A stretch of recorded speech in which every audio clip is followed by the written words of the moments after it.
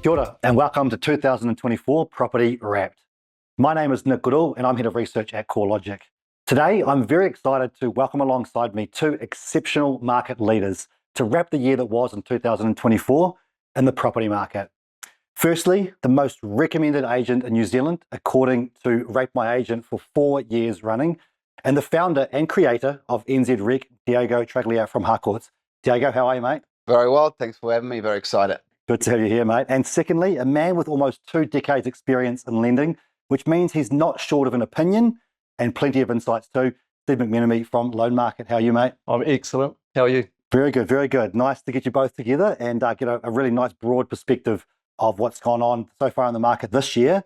A little bit to go, of course, and then lead into 2025. So thanks very much for coming along. I suppose first, we have to go back to the start of the year.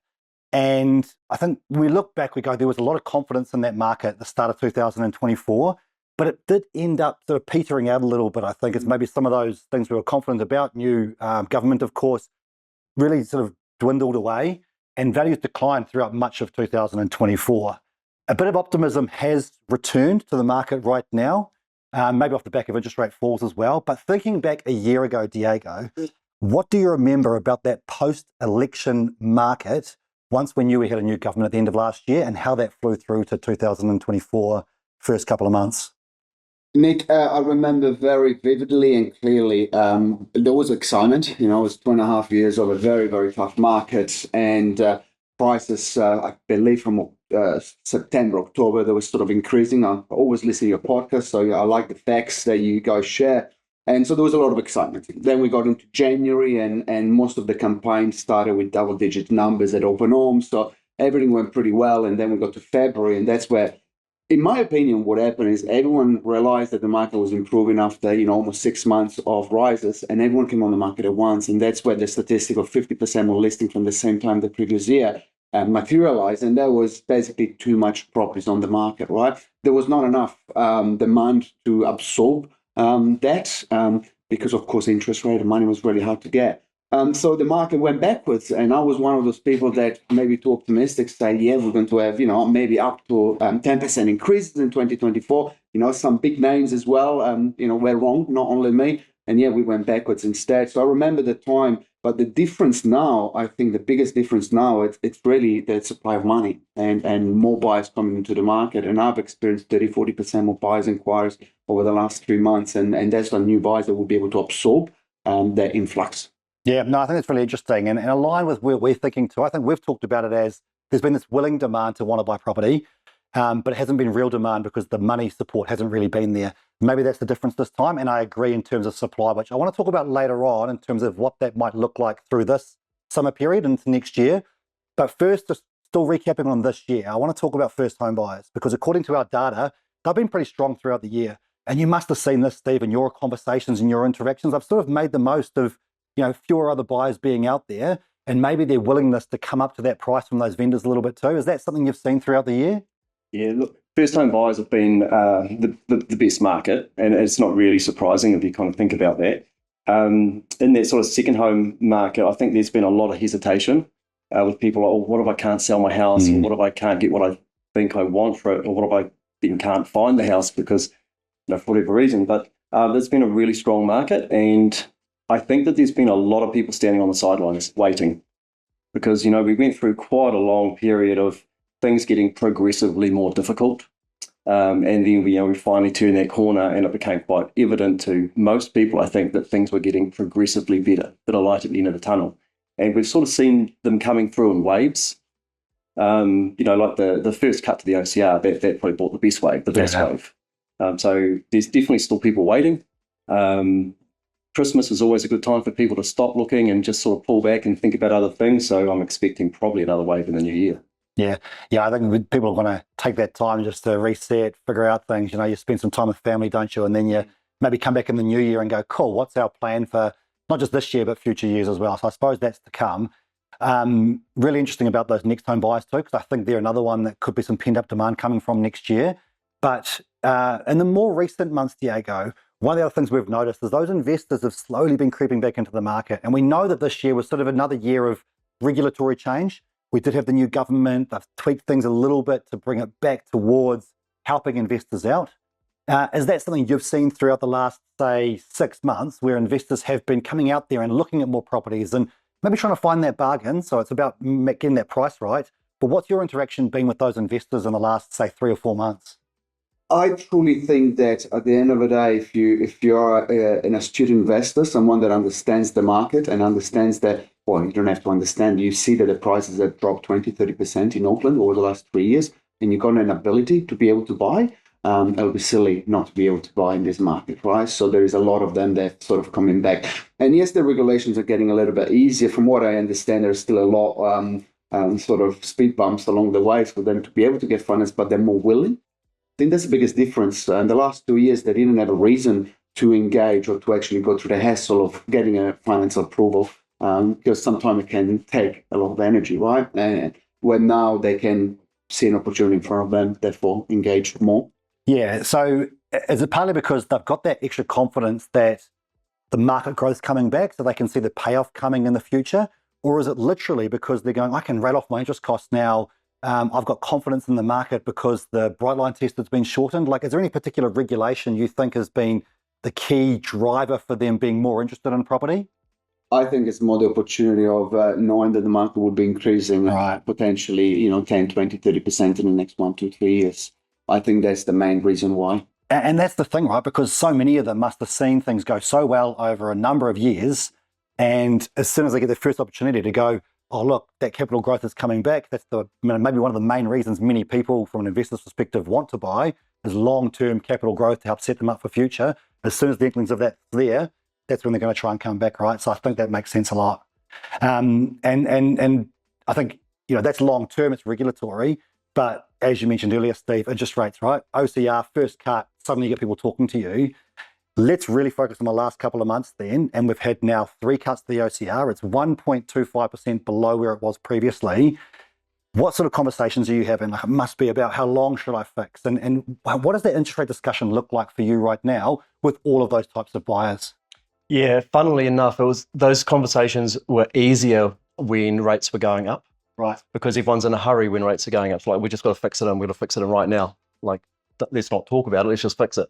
But now there's a lot of thought process that's going into it.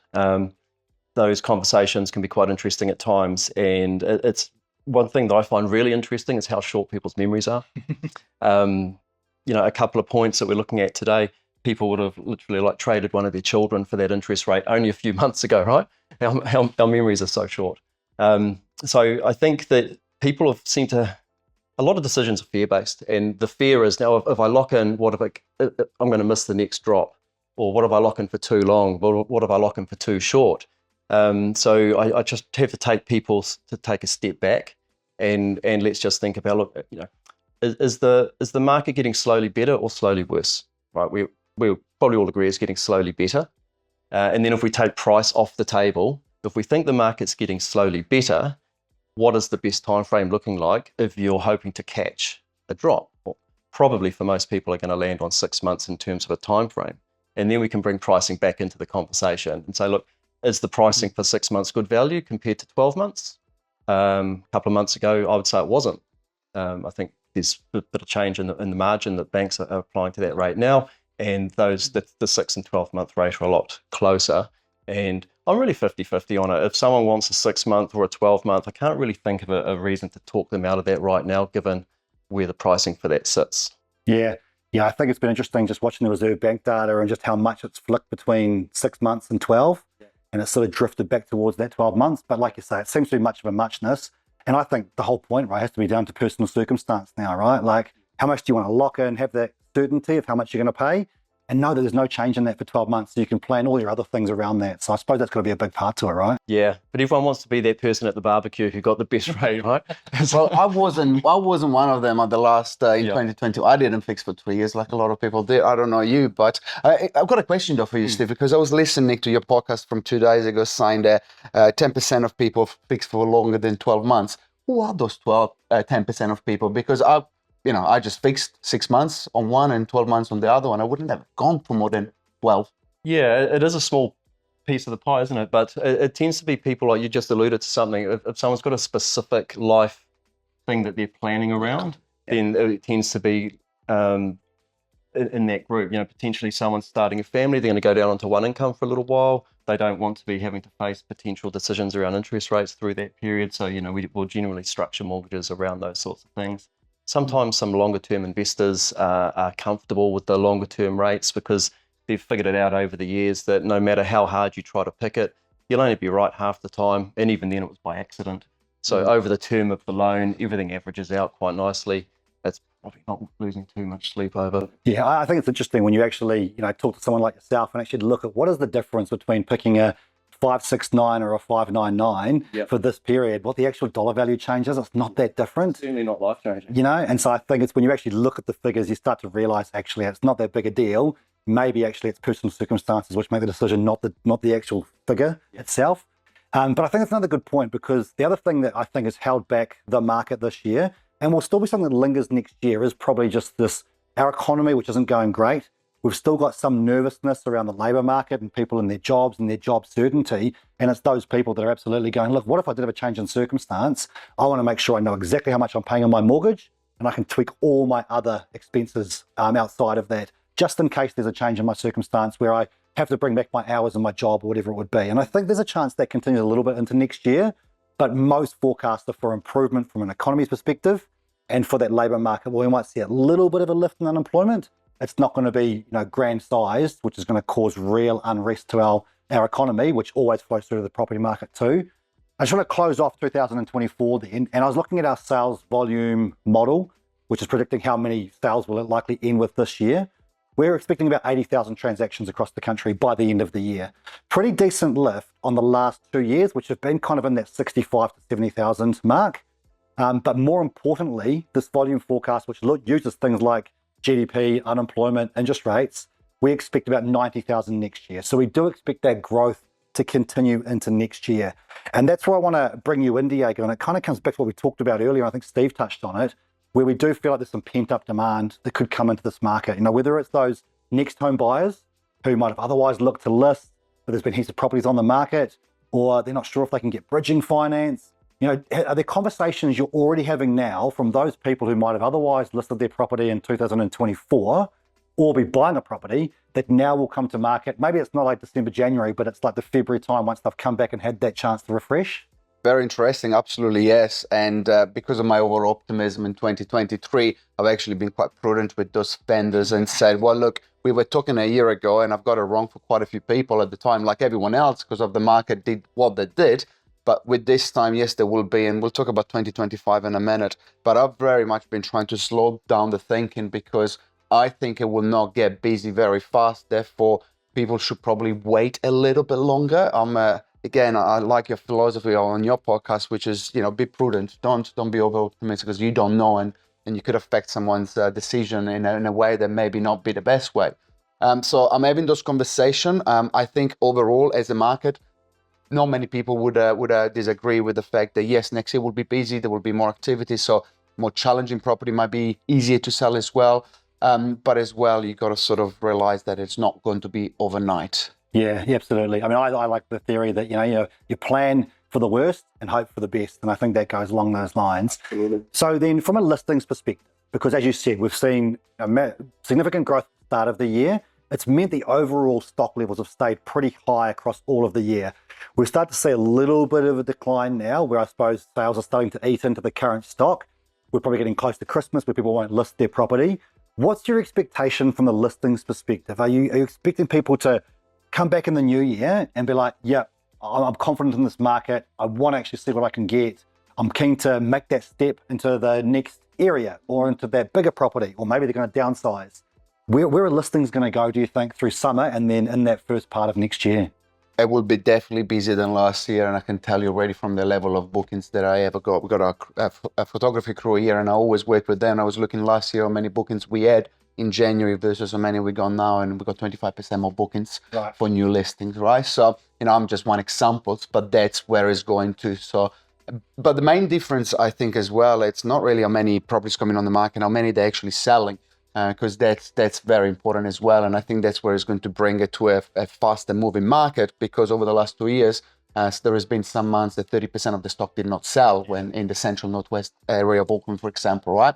Well, now will be different. Now the days on the market will be lower. Properties are going to be selling faster as well. So people will see that and jump on the opportunity. So answering your question from before, I think it will progress into, in terms of listing, almost like a snowball. As people see the property will sell, there will be more coming on the market. And by the time we get to the second quarter, 2024, I think will be 2025. Sorry, I think we'll be at a good level. Yeah. I think it's this increase in chain of events, right? And I know for talking to some of your colleagues, Steve, this talk about how many transactions have been reliant on another transaction happening, another transaction happening. So do you get that same feeling that there's a bit of that pent-up demand coming through, and that once those people feel confident to list, then once their property sells to the other person, their property can sell and things like that too? Is that something you're seeing? Yeah, definitely. There's always that psychology behind the market. Yeah. You'll be really familiar with it. If enough people believe something, it tends to come true in the market. And I can really see that clearly in the conversations we have. The conversations we have now compared to even 6 months ago are very, very different. It's gone from, oh, look, we're not really in a hurry. We just want to see what's out there. We might make a couple of low offers and see how we go. Those conversations today are, we're trying to be in by Christmas. We've found 12 houses to go and look at. People are very positive about making that move and making it now. There's obviously enough belief in the market that, this is probably the best opportunity for the cycle. And to be honest, I'd probably agree. Mm-hmm. I definitely would agree with that. Yeah, that's the thing that fascinates me, right? It's essentially a study of consumer behavior. Absolutely. And it's amazing, like you said, how much psychology can just influence someone in or out, depending on, not just one person's opinion, but if the whole market's talking about it, or there's commentators saying it and the papers are responding on it, then that's going to obviously dictate the way things goes. But I think we have to always come back to what are interest rates doing, right? Yeah. And now expectation is from the Reserve Bank, and they've said it pretty plainly, that their central scenario, their expectation, all else being equal, and as long as everything goes according to plan, for another 50 basis point cut to the official cash rate in February. Do you think that could actually kickstart the market proper if we get to that point? It's sort of February 17 or February 19, I think it is. Are you sort of thinking that could be the thing that changes? Or because these things are so well signposted, that actually it can even go before that? I'm expecting we'll just kick the year off pretty buoyantly. It wouldn't surprise me if, come 6th of January, my phone just starts ringing and it just doesn't stop. That's often how it goes when the market's buoyant. Interesting, like I've done this for an awful long time, and I don't think I've ever worked in a market where the consumers were as educated as they are today. Maybe that's because of you, with your podcast. Maybe, but do you agree with that? Like the level of education that people have now? Yes, buyers are coming in and asking, is anything unconsented? Is anything on the limit? Like they're asking very specific questions. And I've been asking myself the same question actually. Is it the lawyers? Is it because there's so much information online, your pocket, like there is basically just tons of content, right? And I think people are getting a little bit more astute. They're not watching TV as much. We know that because, they all sort of segment is dying and people are consuming online. And then you get into a rabbit hole that you find something that you like. And then there is the next video. And if you're looking for property, there is enough out there advice from good people. And they give you the right information because knowledge, it's power. And for a buyer to come in and say, where's anything unconsented at the property? I think that's actually very powerful because they know what they're looking for. And it's a better type of buyer to work with. And you're probably the same in terms of the mortgages, right? Absolutely. And so it won't surprise me to be talking to people in the new year who are making that plan ahead of the OCR, because they know that by the time they've found the property, negotiated, gone through the conditions, unconditional to settlement, they'll actually be in that post-cut phase, and they'll actually be getting those rates. They don't have to wait till February to hear what happens. I think there's that confidence and that level of education is actually there now. That's quite surprising. The conversations we have now sometimes, like, man, that was a damn quality combo. Right, that you should just be acting on what works for you and not going, let's try and time this because of interest rates or because, there's going to be less supply at this time or, all those things. Like they are not the main thing, especially if you're an owner-occupier or anyone that's buying long-term.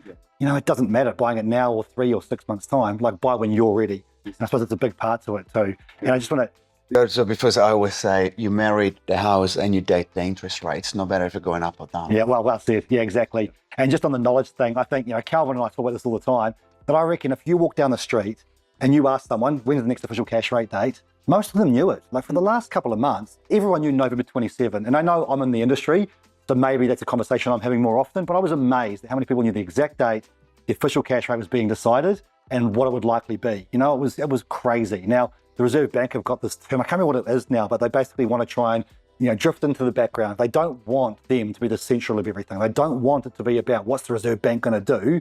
They want people to make the right decision for them and not because interest rates are going up or going down or going sideways. And so that's their plan. And I suppose they'll be successful of that if interest rates just get to a level of normality.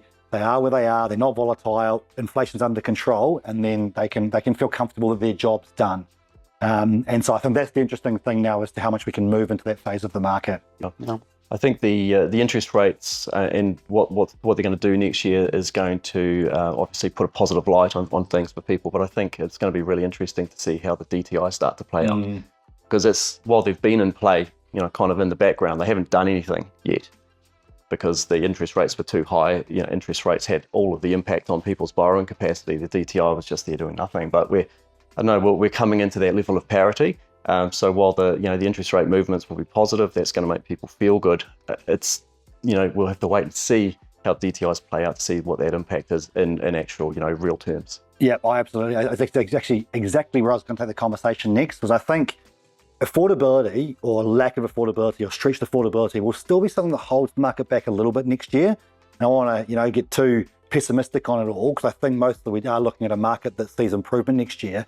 But affordability is still relatively stretched. When we look at our calculations of the proportion of income required to service a mortgage, it's still above long-term historic averages, but it is improving.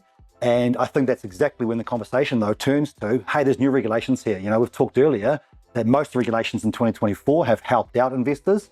DTI is absolutely going to come in. And we think that, you know, because there's a speed limit there, banks can do a bit of lending above the high debt to income levels.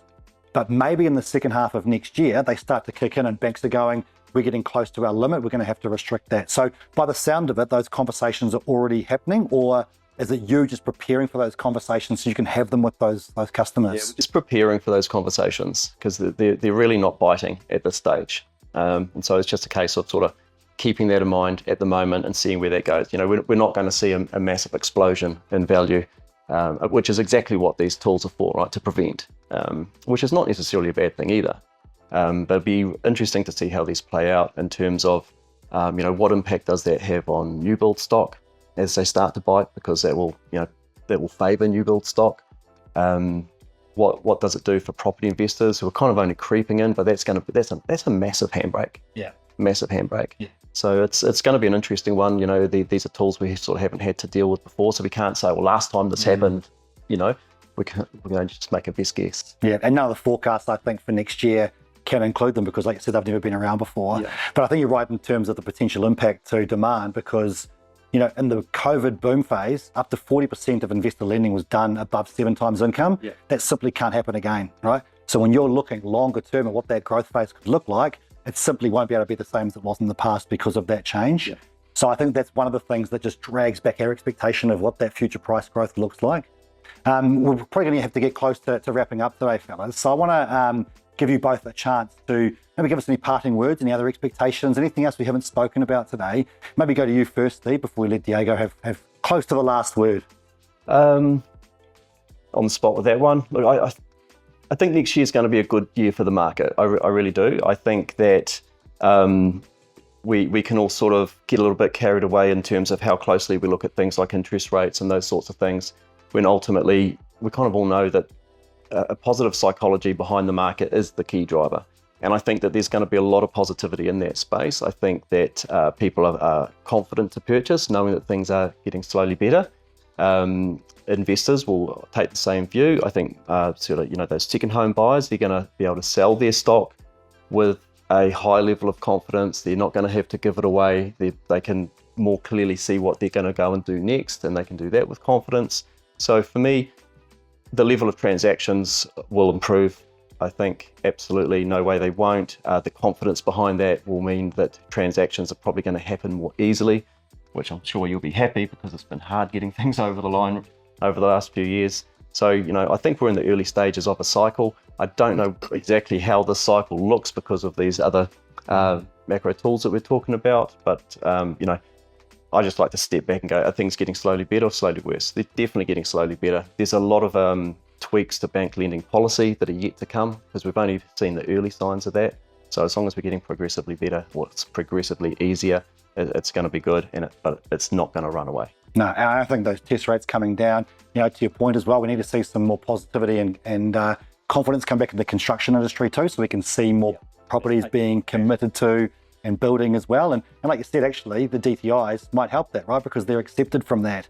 Same with loan to value ratio rules. So I suppose it's maybe bringing that to the fore of people's thinking, that if you want to get in, but you're restricted by these lending tools, new builds aren't part of it. So I think it's a big part of next year, or maybe education around those differences as well. So yeah, we've had some good conversation around this recently, where there's a lot of developers sitting on some stock where potentially they've sold down enough stock to have a low level of construction lending still in place, or none.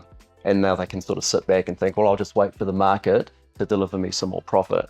I guess my message to those guys would be, just bear in mind there's a time frame to your CCC and the clock's ticking.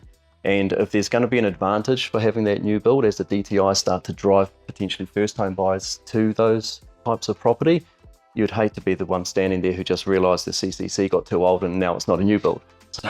Yeah, devil in the detail always, right? Absolutely. Yeah, no, awesome. What about for you, Diego? How do you sort of feel going into the summer break? And give us your final words before I think we'll just get some contact details from the both of you and we can move on with our days. Absolutely. Well, look, I was having quick story. I was having a debate, or not an argument, but a debate with this person, and I say, well, because the market's going to get better and most people will benefit out of it. And this lady got a little bit upset because she said, well, when the market is good, you'll benefit, but buyers can't buy in. And then I actually stopped for a second and I say, well, look, you're absolutely right. It's going to be harder for buyers to buy as the prices go up. But I'll tell you what, the last 2.5, 3 years have been very, very challenging. I've been doing this for 10 years. Not as much as my friend Steve here, but for 10 years. And the last 3 years, I had a lot of tough conversations with people that struggled to pay their mortgages. They had to do forced sales, and people that really did not have a good experience because prices did what they did, right? So yes, of course, I salute a good market, because it's going to be easier, different challenges, but easier conversations and happier conversation versus those very challenging talks, which when sometimes there are tears and there's heartfelt and family. So I'm looking forward to it, and I'm looking forward to Christmas as well. Yeah, just a much better vibe, right? And I think we talk, when we talk about our sales volume forecast, and we go, look, there's going to be more sales, or when we've previously said, look, we're expecting fewer transactions, and we go, and everyone's going to get out the little violin for the poor old real estate agents. But I think it's about more than that, right? Like, so many different industries are dependent on real estate turning over. You know, yes, there's brokers, yes, there's banks, but there's moving companies, there's designers, there's all sorts of activity which is dependent on a property transacting. And so actually for our broader economy, it is a good thing when we see more transactions. Now, more transactions typically means more competition, means increasing prices. So of course there's challenges with that. And for a new first home buyer or someone wanting to get into the market, of course, that's not great. The hope is, of course, they don't get put further behind because their deposit in terms of its power is dwindling. And you're never going to get a perfect market where it's happy for everybody. You probably want some long-term growth because it's attractive for more people to get into. But again, you're never going to get that perfect balance, right? So I think I like that note, and probably finishing on that to say, you know, the vibe improves, the conversations are better, and then hopefully we can make more people happy by having that information, buying more educated into a market that hopefully is going to improve over a long time too. I agree. Couldn't agree more. Very good. Well, give us a plug, fellas. How can people get hold of you if they want to know more and have a personal conversation about their situation? Give us your details, mate. Well, fortunately, not many people are McMenemy, so I'm very easy to find if you can spell it, of course. Yeah. Try Googling it, just keep any or 021743494. Easiest way to get hold of me. And the loan market team, so well done, mate. And Diego, most people must have seen your face, surely. But if you haven't, or at least a sign. You can Google Team Diego and you'll find me, and always happy to help if I can. Yeah, and thank you very much for the opportunity. Actually, thank you very much for your time. Thank you very much for watching and listening. I hope everyone has a great summer break and ready to charge into what I hope is a prosperous 2024, 2025. But yeah, thank you very much, and we'll see you later.